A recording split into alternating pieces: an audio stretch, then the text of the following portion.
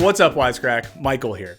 In the early days of the 21st century, Travis Scott was just a kid in Houston who loved Happy Meals. Face masks were reserved mostly for hospitals and Halloween, and Adult Swim was just a late-night block of programming that showed cartoons aimed at, mellow adults rather than Capri Sun-fueled children. Then these guys came along. Mixing their love of public access television and underground art with absurdism and cultural commentary, their comedy was equal parts awkwardness and horror. And while they started with obscure shows that aired at 4 in the morning, they've now become legit celebrities, appearing in major films and television and taking their talents into other fields like pop music and artisanal winemaking. Along the way, they transformed the sensibility of Adult Swim, and along with it, modern comedy. So how has an obscure comedy duo gone on to have such a massive impact across popular culture? And how have they stayed true to their roots in the process?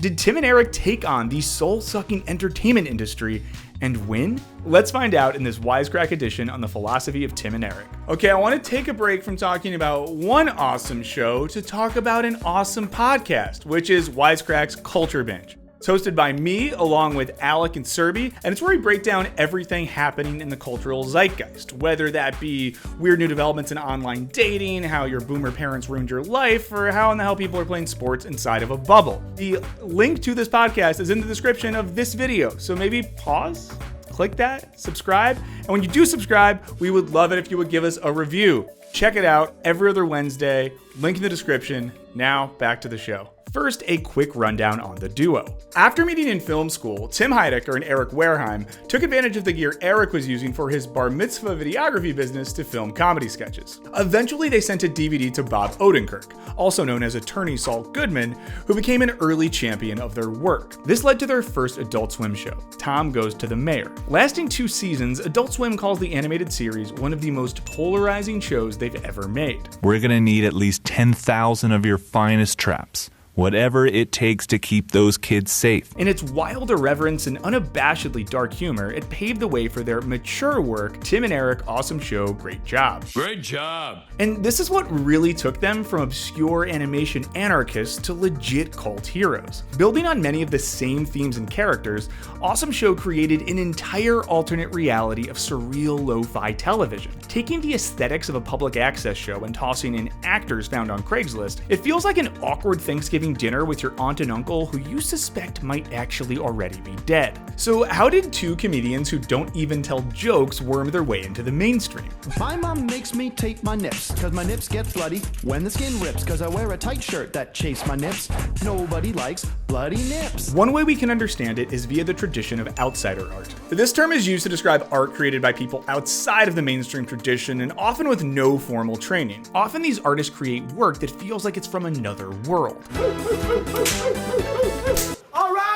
There is also a tradition of outsider art created by both children and folks with mental disabilities. Some famous examples in visual art are Henry Darger, a janitor whose work was discovered by his landlord after he died, and Vivian Mayer, a street photographer whose work was also found after her death. And it's not a stretch to include Tim and Eric in this tradition, though lucky for us, we didn't have to wait for their passing to discover their work. They began creating comedy in Philadelphia, outside the traditional power centers of LA and New York, and rather than working their way up the ranks from the inside, they simply reached out to one of their comedy heroes and got a show made with no previous TV experience. And since then, their work has largely been broadcast on Adult Swim, which lies on the fringes of mainstream culture. While they did attend film school, it's clear that they learned more from low-quality public access TV than they did from classic cinema. They've also relied on the power of Craigslist to find mostly older performers living on the margins of the entertainment industry. One of their regulars, singer and puppeteer David Liebe Hart, is a legitimate outsider artist in his own right, having spent years as a street performer before becoming a staple on Awesome Show.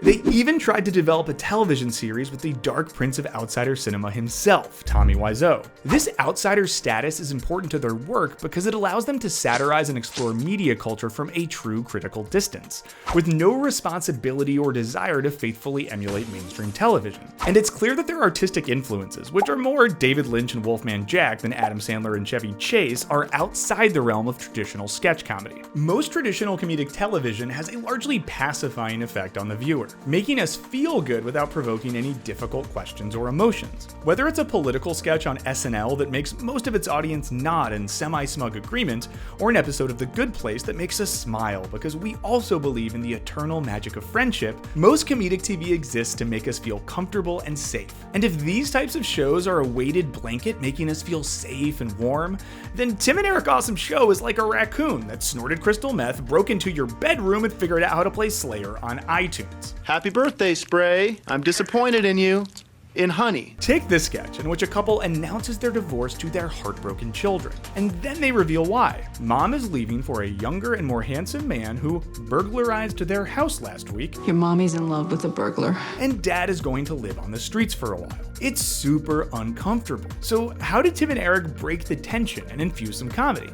Burping. Where are we going to live? Here, an unusually dark scenario is hilariously undercut by something simple and childish. Or consider Fortin with Will, a sketch modeled after a fun kid segment that slowly becomes a disturbing recollection of someone's own childhood abuse. Don't flush those toilets! I want you to leave those logs in there for me to inspect! Their work is often uncomfortable to watch, even for seasoned fans. Excuse me. When I think about my father, sometimes there is an involuntary release of urine. Personally, I still cover my eyes in season 5 as they get their eyes eaten out by crows while an eyeless Dwight Schrute warns them about the Dark Man. The Dark Man is coming! At moments like this, they lean heavy into the horror genre to confuse our brain's comedy receptors. Unlike the pacifying and affirming nature of so much mainstream comedy, Tim and Eric's work can feel antagonistic, as if they are pushing the audience to see how much we can take. They take existing cultural norms and either ignore them or subvert them beyond recognition. We're having a going out of business. Sam. Tim and Eric also take aim at consumer culture, finding bizarre new ways to explore our dysfunctional relationship with and desire for material goods. Got $1.99. I've got $7.99. I've got $16.99. Cheap. Their work is less political than anthropological, diving into the world of advertising and marketing so they can slowly pull it apart from the inside out. As critic Frank Guan describes it, what's most striking about The Awesome Show is not the comprehensiveness of its critique, but its gentleness. The illusions of commerce are not stabbed to death so much as silently stripped bare. Take their commercial for the Eye Jammer, a children's toy based on the Bop It that has no discernible function other than destroying the minds of kids and filling them with a seemingly insatiable desire for an utterly useless thing. Monitor your friend's progress. Look, they're e-bumping. It's strange and funny until you step back and reflect on the way much of our media exists to sell us shit we don't need. But nonetheless, we lust after it like an unneutered dog let loose at a thick leg convention. As journalist Keith A. Spencer put it, the brilliance lies in how Tim and Eric take the signs and signifiers of late capitalist consumption and stretch them until they are unidentifiable.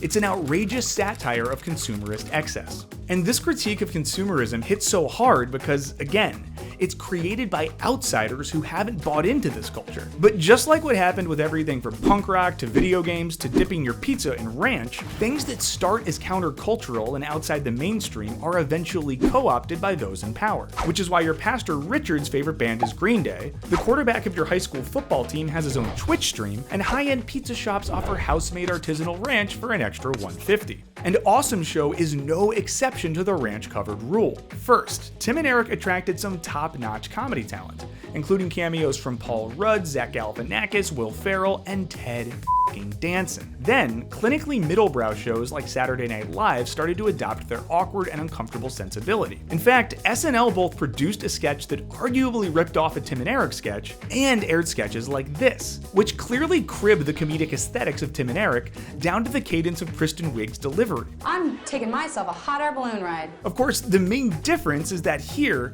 the antagonism of an actual Awesome Show sketch is traded for a more commercially palatable awkwardness. I touched touched a clown, now I'm going to jail. We can see this same influence with antagonism traded for awkwardness in a show like Portlandia, which is basically for people who love the absurdity of Awesome Show, but also appreciate the safety and comfort of a Subaru Outback. For example, Fred Armisen and Carrie Brownstein have their ongoing, fanciful, gender-bending romance story. In comparison, Tim and Eric have this recurring sketch about the dysfunctional relationship between Carol and Mr. Henderson. You are getting me rock hard. Thank you, I just had my hair cut. Which eventually ends with Henderson being half guillotined and dying. Wait, tell you what, can you imagine getting your head cut off one of these geese? While Carol is erotically negged by his nurse. Whoa, you are one big weird eggplant. Normal romance stuff. Generally, take any comedy that veers more towards awkward and absurd than it does traditionally funny, send some of its juices to a genetics lab, and it's bound to come back at least 65% Tim and Eric in its ancestry. They've also had a more direct influence on shaping modern comedy with their Absolutely productions, which is responsible for everything from the late-night absurdism of The Eric Andre Show to the Canadian business school wisdom of Nathan For You, and so on. Tim and Eric have used their success as outsiders working on the inside of the entertainment industry to bring a whole bunch of other weird, unlikely comedy stars along with them. It's like they somehow got seats in first class and slowly snuck all their dirtbag friends from Coach up there with them. These pancakes couldn't kill me because I was already dead. Now, influencing other television shows and comedians is one thing, but these two Beef Boys might have had their biggest influence on a space not normally kind to avant-garde and countercultural artists: corporate advertising. Have your lighting servant get a GE Link light bulb for only $14.97. That's less than what I tip the guy who tips people for me. Even if many folks will tragically never watch an episode of Awesome Show or Beef House, anyone who's regularly watched American television in the past decade has seen a commercial either created by or heavily influenced by Tim and Eric. For example, if you, like me, have slathered a stick of Old Spice under your dank underarms every morning for the past 10 years after Terry Crews threatened you, Now, how is this? you almost definitely were influenced by the advertising of Tim and Eric. But Arctic Force smelling armpits aside, isn't it kind of weird that two outsider artists who largely cut their teeth by skewering the sick emptiness of consumer culture have gone on to make ads for the likes of Google, GoDaddy, Boost Mobile, GE, and VRBO, presumably all aimed at selling you shit you don't need? Maybe. But if we are willing to suspend judgment, there might be something even deeper going on here. Now, at first, it might seem bizarre, if not genuinely disappointing, that the guys behind the eye jammer would become ad men. In layman's terms, this is usually called selling out. Like Matthew McConaughey using his hypnotizing Texas drawl to sell you a Lincoln SUV, or Travis Scott letting you know that if you buy his McDonald's meal and accompanying $80 chicken McNugget pillow, that things will once and for all truly be lit. So how are Tim and Eric able to work in the world of advertising without embracing the type of hollow consumerism they've always hated? In 2008, Heidecker said in an interview, "We both despise advertising and marketing. You can't avoid it. And it's always so inane. I find that we're constantly being treated like children, even with other forms of media." And in the very same year, they won a Webby for their Absolute Vodka ad. Told in 3 parts, the ad, featuring Zach Galifianakis, seems to retain a lot of Tim and Eric's signature style. Weird wigs, mundane conversations turning violent, uncomfortable sexual energy, all culminating in a full-scale emotional breakdown. The actual endorsement for Absolute doesn't come until the 3rd installment of an almost 15-minute-long commercial. Do you guys like Absolute? Because I have some of that. And it sounds about as genuine as Tom Selleck trying to get your grandparents to reverse mortgage their condo. It's just a loan. This ad clearly isn't as slimy as a lot of celebrity commercials, and it doesn't sacrifice Tim and Eric's signature aesthetic. But is it doing anything subversive? Eric had this to say in an interview with The Believer. "We wanted to work with the comedian Zach Galifianakis, who we love. We were also allowed to do anything we wanted. Absolute had approached Zach, and they were basically paying all of us to make an anti-ad. How could we have said no?" Of course, you could argue that this ad is mostly about giving Absolute some underground cultural cred and ensuring potential consumers that they're down with Tim and Eric's vibe. But an example of the duo using a commercial deal to be slightly more subversive is their ad for Totino's pizza rolls. If their Absolute ad tries to avoid reminding you you're watching a commercial by barely mentioning the product, this one goes the opposite route. Using a near constant repetition of the word Totino's in a sort of punk rock song about pizza rolls, Totino's, hot pizza rolls. The commercial feels like a knowing wink to those who would accuse them of losing their punk rock credibility. At one point, Hard Rock Joe even tells us, "You can keep all that corporate BS. I'm into punk pizza rolls with Totinos." So is this technically an advertisement for low-quality pizza nuggets? Sure. But is it doing anything to earnestly sell a product? Not really. Hi, I'm Tennessee, a pizza freak, and I have a secret. I am Pizza Totino's boy. If anything, it grows increasingly disturbing and makes you wonder if the Totino's lifestyle is code for some sort of processed mozzarella-fueled sex cult. If it weren't made explicit at the end of the ad, you could be forgiven for assuming this wasn't a commercial at all, but a sketch using a gross snack as fodder for absurdity. I put some rolls in my mouth. I put some rolls in my mouth.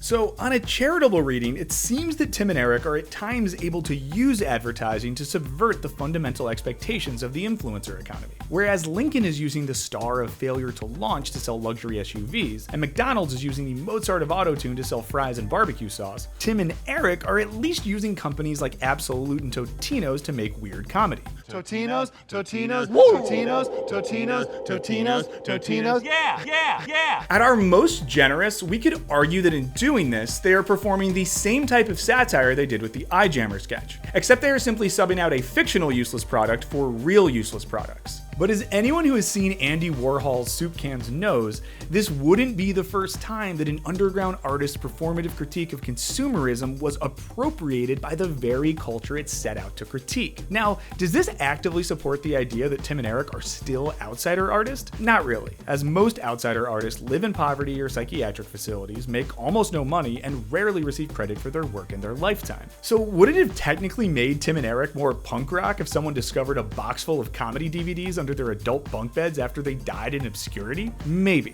But honestly, we're glad that they've gotten to receive some praise and, of course, compensation for their work while they're still around to enjoy it. And in turn, we're glad we've gotten this.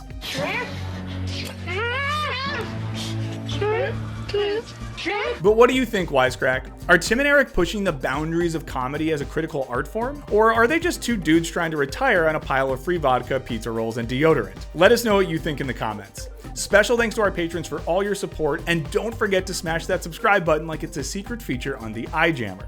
And as always, thanks for watching. Later.